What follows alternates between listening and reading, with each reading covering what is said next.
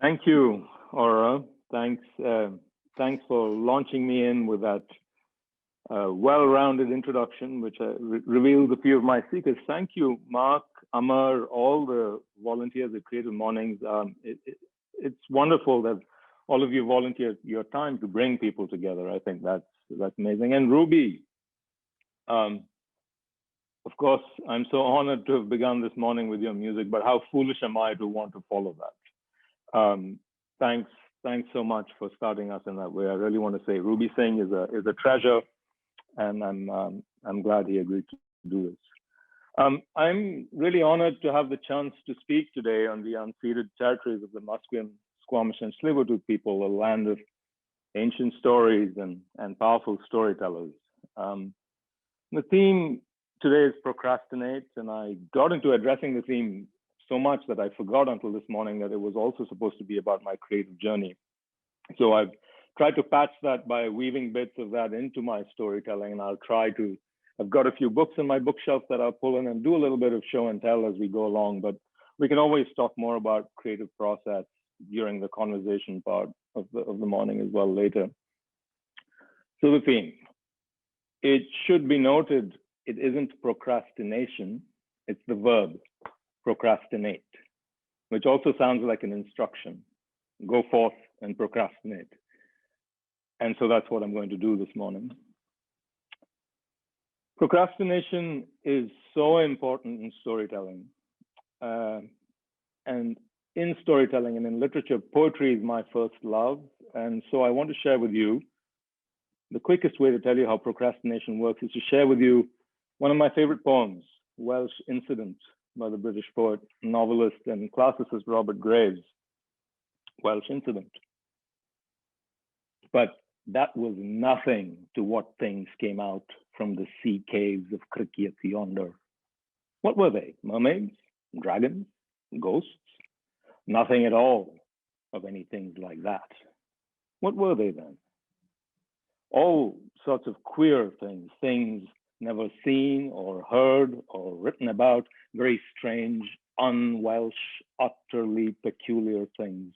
Oh, solid enough they seemed to touch had anyone dared it, marvelous creation, all various shapes and sizes and no sizes. All new, each perfectly unlike his neighbor, though all came moving slowly out together. Describe just one of them. I am unable. What were their colors? Mostly nameless colors, colors you'd like to see, but one was puce, or perhaps more like crimson, but not purplish. Some had no color. Tell me, had they legs? Not a leg or foot among them that I saw. But did these things come out in any order? What o'clock was it? What was the day of the week? Who else was present? How was the weather? I was coming to that. It was 3:30 on Easter Tuesday last. The sun was shining. The Harlech Silver Band played Markhog Yesu on 37 shimmering instruments collecting for Carnarvon's Fever Hospital Fund. The populations of Pulheli, Cricket, Portmadoc, Bort, Tremadoc, Penrhynderdraeth were all assembled.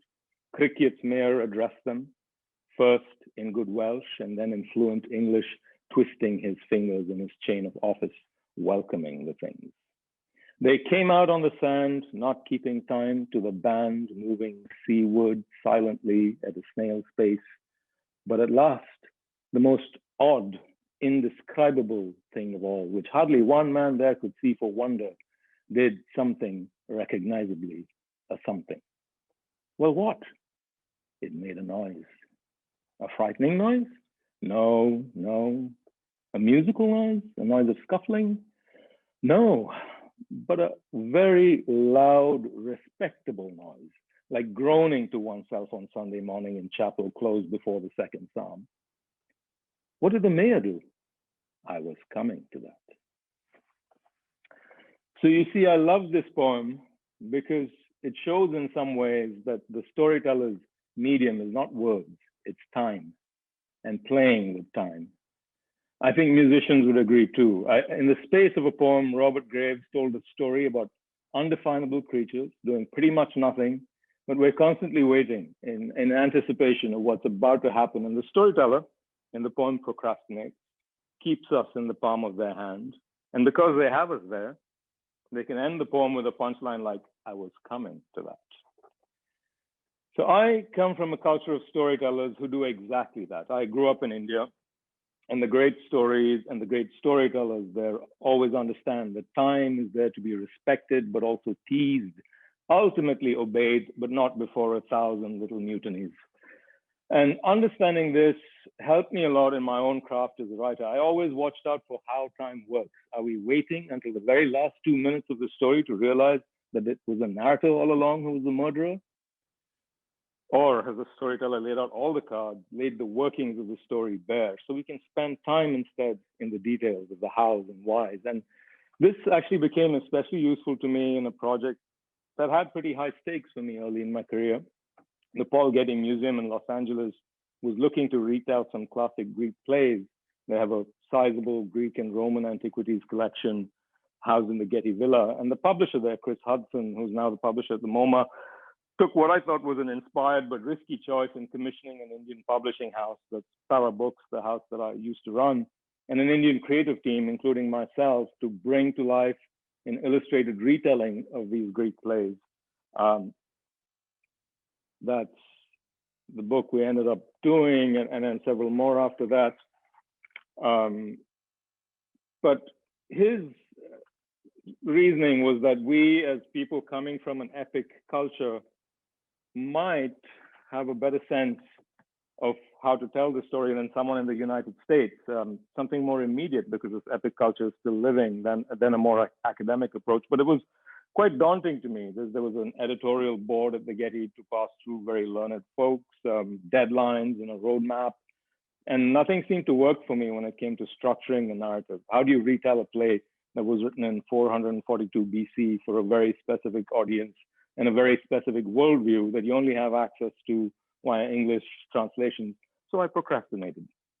While I did that, the characters had arguments in my head. The Getty wondered if I should be coming up to LA again. Everything was happening but the writing. And then something clicked. Why not change the lens? Play with time, change how the story is told. Antigone is a play about a woman who defies the state. She says the state is created and run by human law, and she invokes a higher law, divine law, and gives her life for that principle. And Tiresias, the blind prophet, is a character in this play. His gift, which is also a curse, is that he can see the future.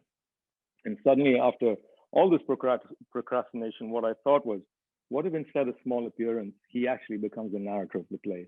He supports Antigone's actions, but he can do nothing to stop her or others in playing out what is ultimately a tragedy in which Antigone dies.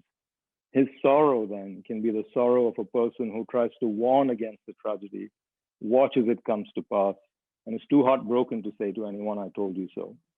And that to me clicked. Procrastination had allowed me to embrace a new possibility, to create a new storyteller where there was none, and it worked.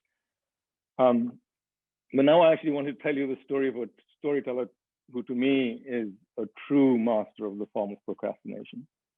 15 years ago, I had the privilege of visiting the ancestral village of a friend of mine, the great painter Baju Shyam. And Baju comes from the Gond community in central India, which is an indigenous community known for their bardic tradition of storytelling. And even though he now lives in a big city, his dream life never left the village. And the old stories are still the source of all his creativity. And because he was, visiting home after a long time and bringing guests besides, Baju's family put on a feast for the whole village. And the big treat for Baju and for the guests was to invite the storyteller, the Bujruk, to come and recite one of his epic ballads. And bear in mind, these ballads could take days, breaking only for meals and sleeping and then regrouping.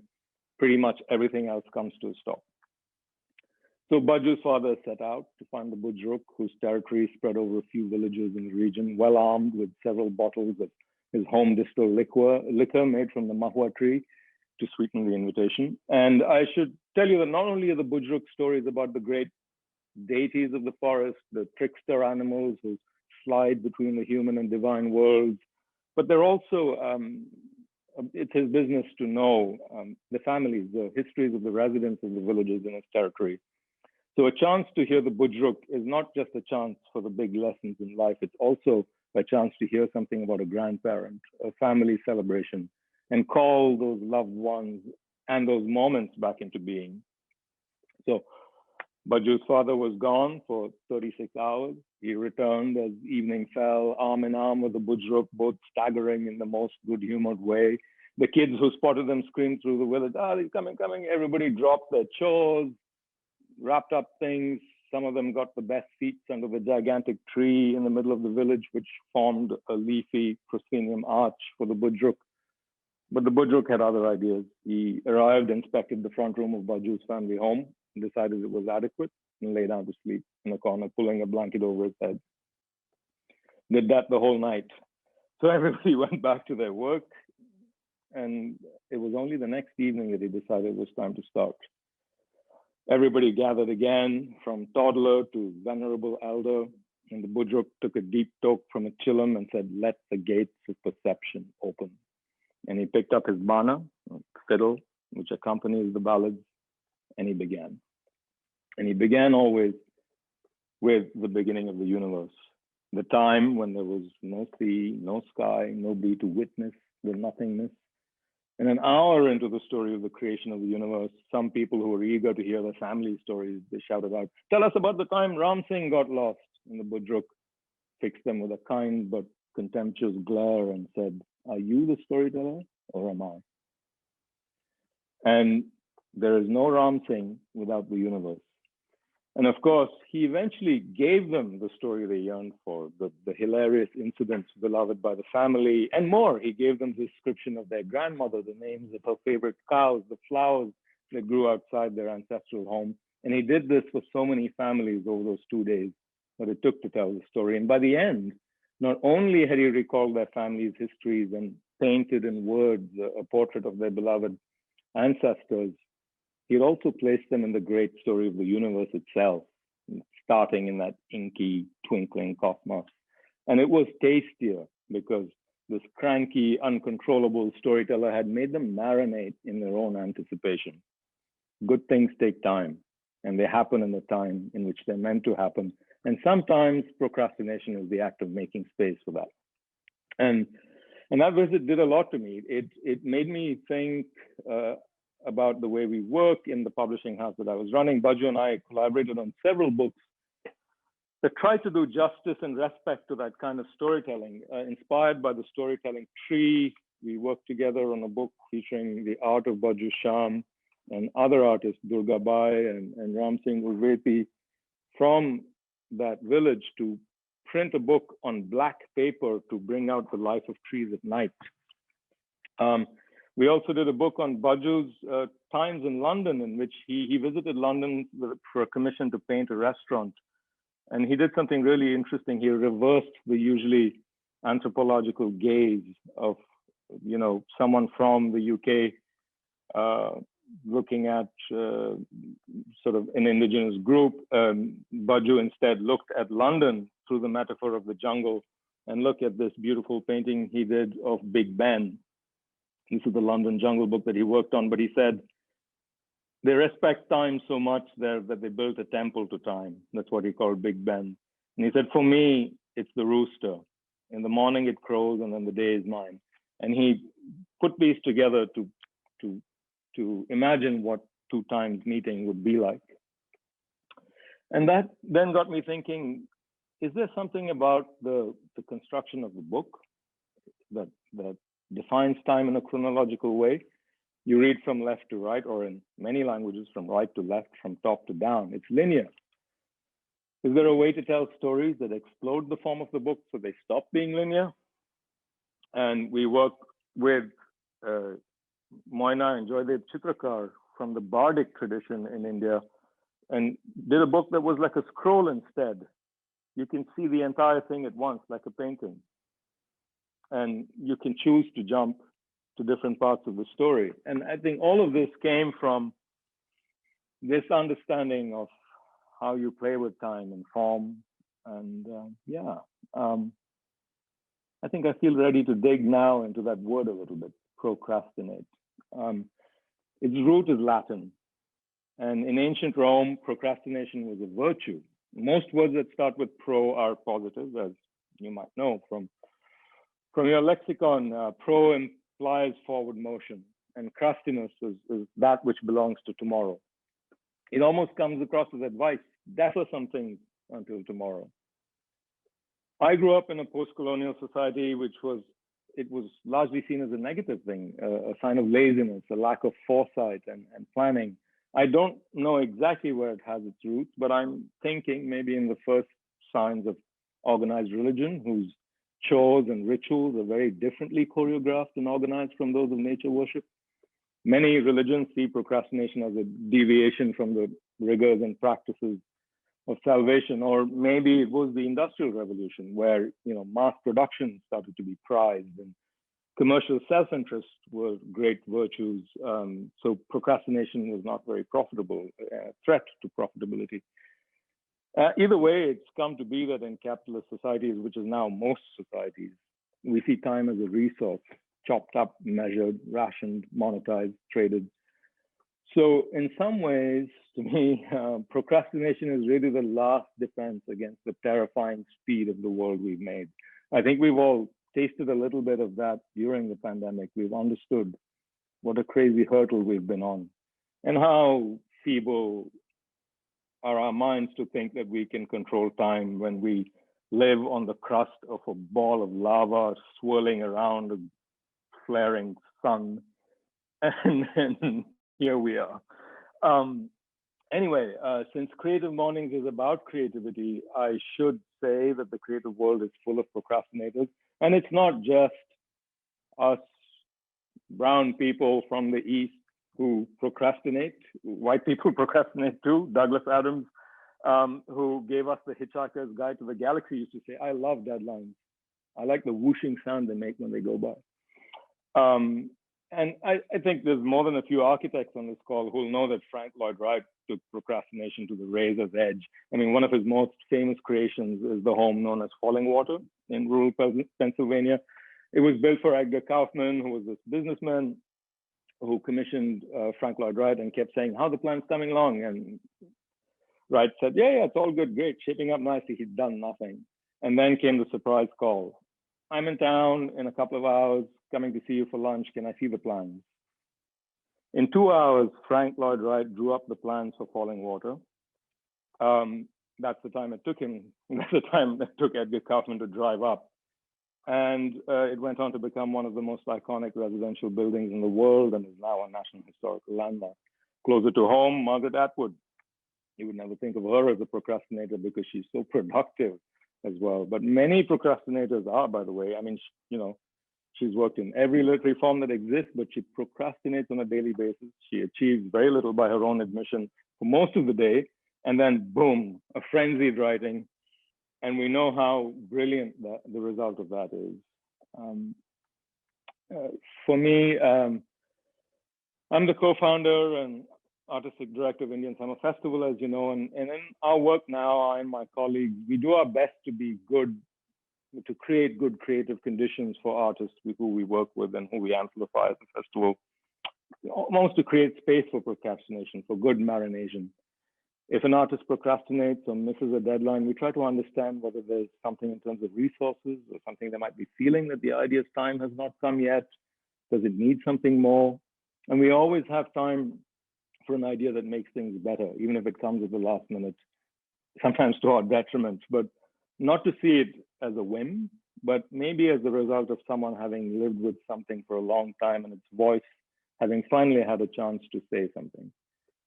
Some psychologists sort of explain this as when you schedule and finish a task on time and it's over, you stop thinking about it. But if you procrastinate, if you interrupt it, it stays active in your mind, and this subconscious saying allows for more possibilities to emerge, more divergent, unconventional directions to show up. And of course, with everything, the opposite is also true. I mean, it can also be said that procrastination is a shirking of responsibility, a lack of courage, a refusal to look yourself in the eye. And there's grains of truth in all of those things. I'm not advocating for procrastination, when you do your taxes, although most people do. But that might not always serve you well, but I am all for questioning and resisting the idea of chronological time, of progress being linear. And I go back to my roots, what I heard in all the stories of my childhood, of the beliefs of my grandparents. Things begin to end and end to begin. There's no end of time, just gateways to other cycles, you know? So when I think of procrastination, I think, I imagine time as a loop. And if you push something far enough along that loop, it will come up behind you and start pushing you. And it's so much easier to have the flow of the universe at your back. That's it. Whew. Wow. I, for one, am just blown away by how you have expanded my experience of what procrastination can be, how you have gifted me with these beautiful metaphors. The language of your storytelling is so compelling and really draws me into the experience of not just the story that you're sharing with us, Sirish, but the flavor of the words and the feeling of the words in my ears and just understanding the language of it. I cannot thank you enough for reconnecting me to my love of language through the stories that you have shared with us. I truly appreciate you. Thank you so much for that. And Thank you. we are moving into the next phase where we're going to give you, our audience, our community, an opportunity to ask some questions, to interact with Sirish, to share impact and your experience here. So I'm going to stop sharing the screen and call on the rest of my team to help me identify anyone who would like to ask a question. You can use the reaction button at the bottom of your screen to raise your hand, or the official raise your hand button. You can wave wildly and one of our volunteers might to see you there. I do see some in the chat here as well. Just when, oh, I see Shiraz Ramji has raised their hand. Shiraz, would you like to unmute yourself and go ahead and ask a question? Okay, thank you very much, Suresh, for sharing all your experiences. My question is, a lot of Bollywood movies are often known for writing the script at the last minutes and changing the script. So I guess that's procrastination. But does it produce better movies by not having a script until the last minute? And is that the reason why they don't have any movies with elders or grandparents, because they can't remember the last minute things? Yeah, I think, Shiraz, nice to see you again. I miss seeing you in person. I often see you at so many events in the city, so it's great to see that you're there virtually too. I don't think that, I think maybe one thing to be sure is that you understand why you're procrastinating.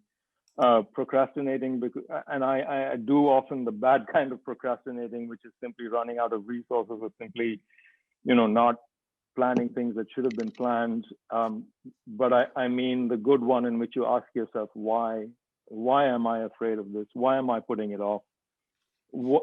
Sometimes procrastination is simply, and this is very important in creativity, is the delight of the unnecessary. I know that this is due by 8 p.m. tonight. The fact that I can go and cut an apple for a 5-minute meditative window, which I don't even want that apple, I don't need to take that time cutting it, but it's necessary. It's so unnecessary. It's so necessary.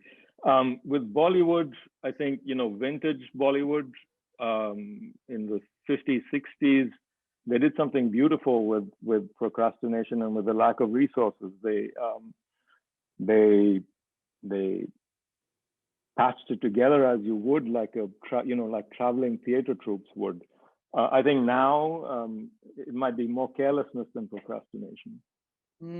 Yeah. Very interesting. Thank you, Shiraz. And thank you, Sirish. I do have a couple of other hands raised and some comments in the chat. I'm going to go with Sri. Sri in Vancouver, you've raised your hand. Thank you. Hi, Sri. Hi, hi, thank you. Thank you. And hi, Sirish. This is Shividya. It's a very nice talk, and thank you. So I just had a quick question about, I really loved your idea of how time has to be respected, and there's a sense of anticipation in, when you're telling your story, and it was really lovely to listen to that. And as a musician, I think I can engage with what you said.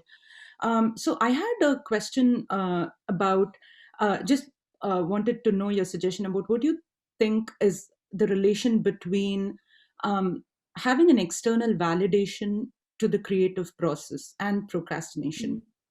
For example, like sometimes, there's something inside us that just says, go sing now. And there's just that voice, or go right now.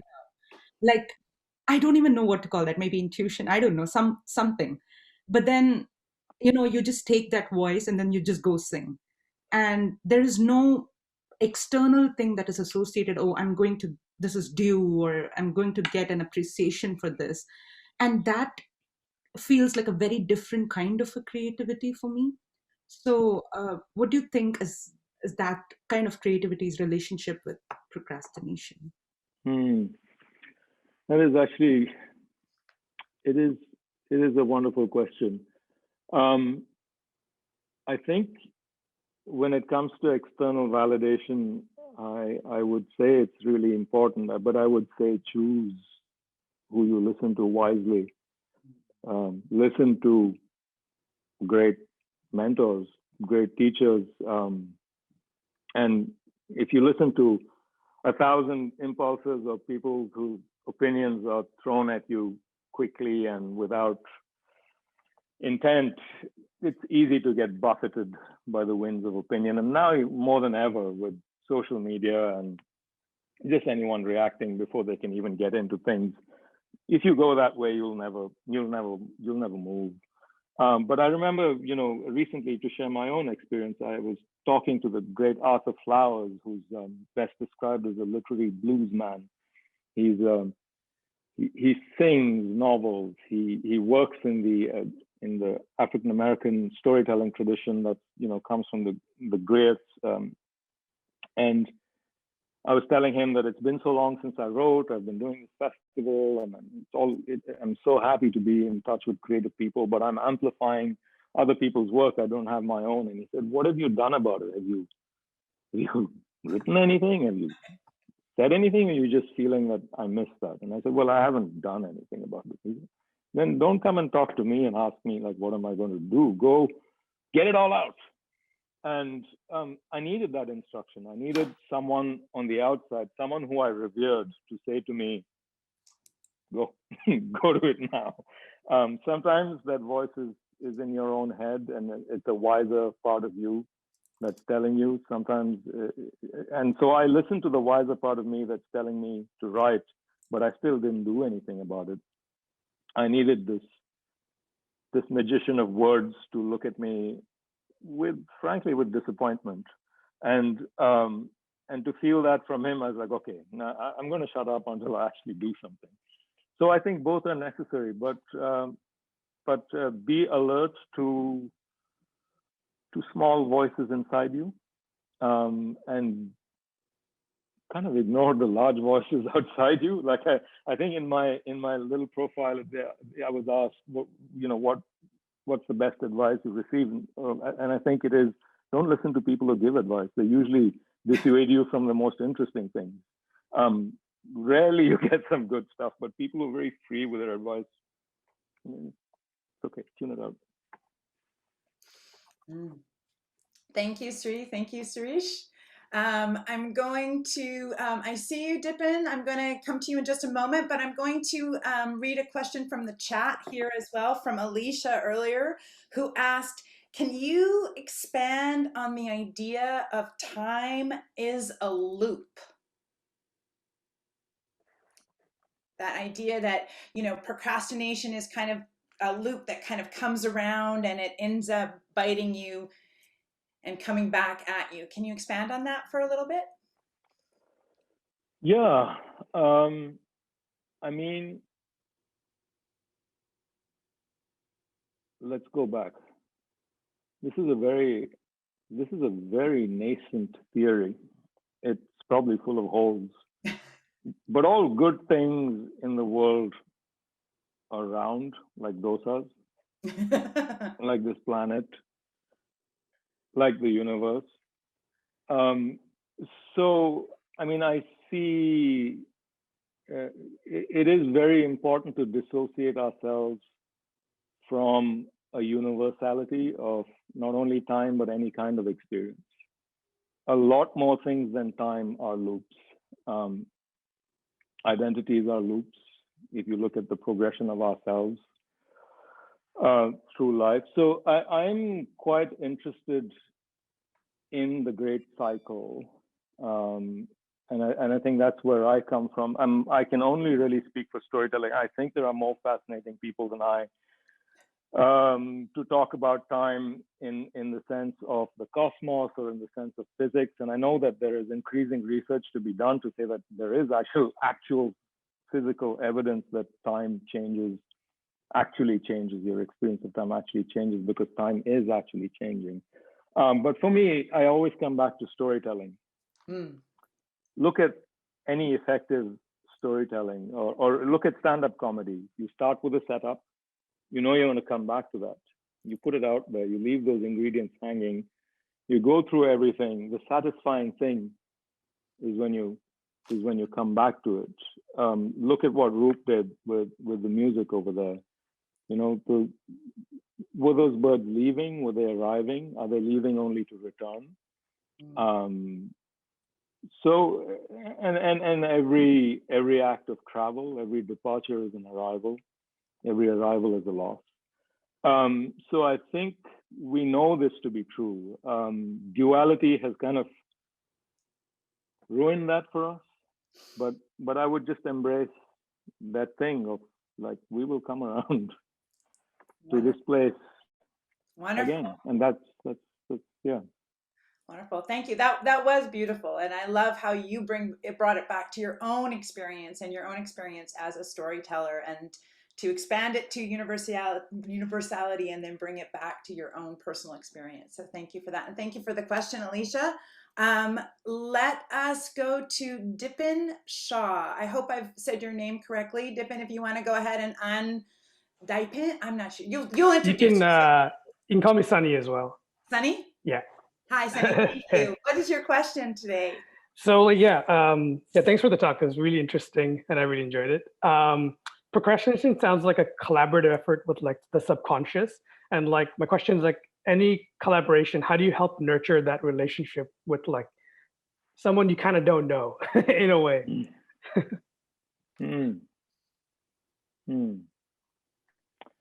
I think this is exactly maybe what I was getting at with marination. I watched the Bujrak, the storyteller that I mentioned in Bajji's village.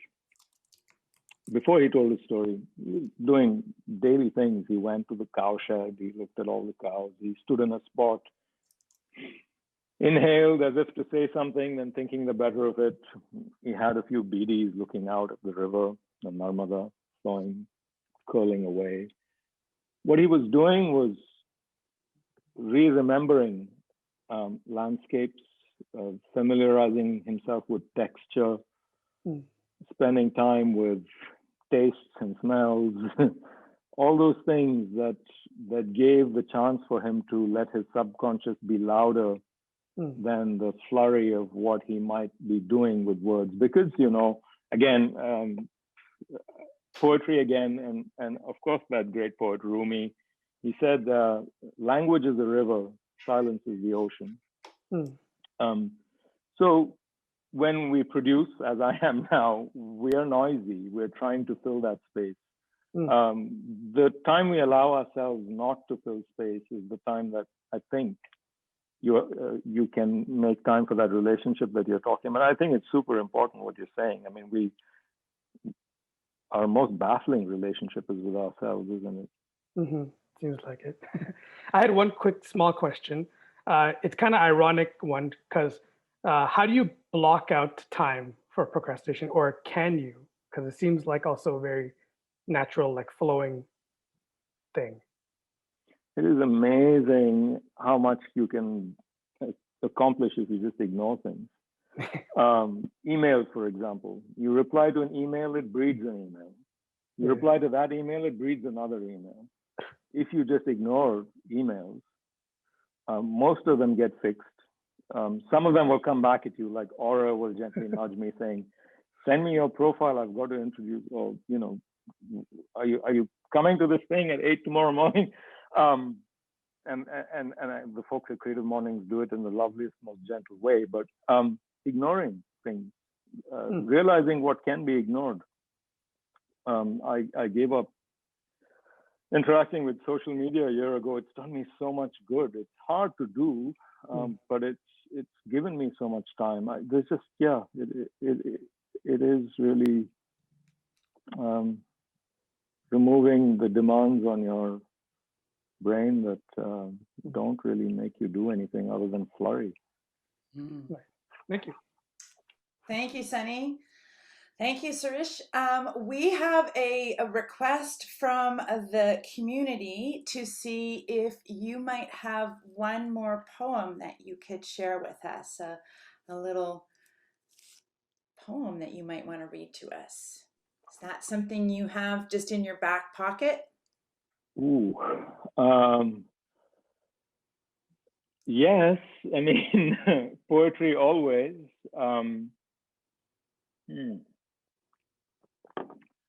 Or short story?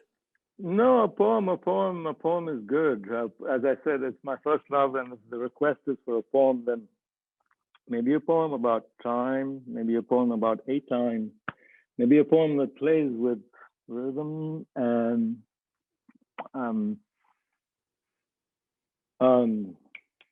yes. Hilaire Belloc. Do you remember an inn, Miranda? Do you remember an inn? And the spreading and the tedding of the straw for a bedding, and the sleeves that tease in the high Pyrenees, and the wine that tasted of the tar, and the cheers and the jeers of the young muleteers under the dark of the vine veranda, who hadn't got a penny and weren't paying any, and the hammer at the doors and the din, and the hip, hop, hap, and the slap and the clap of the girl gone chancing, glancing, dancing, backing and advancing, snapping to the clapper and the spin, and the ting, tong, tang of the guitar out and in. Do you remember an inn, Miranda? Do you remember an inn? Nevermore, Miranda, nevermore, only the high peak whore and Aragon, a torrent at the door. No sound in the halls of the walls where falls the tread of the feet of the dead on the ground. No sound, only the doom of the waterfall, only the boom of the waterfall like doom. Memory is a little bit rusty. I think I've butchered a little bit of that, but Hilaire Belloc, amazing. Amazing, and thank you. Please unmute yourselves and let's go. Thank you, Sirish. That was great. Bravo, bravo. Thank you. Wow. Wow.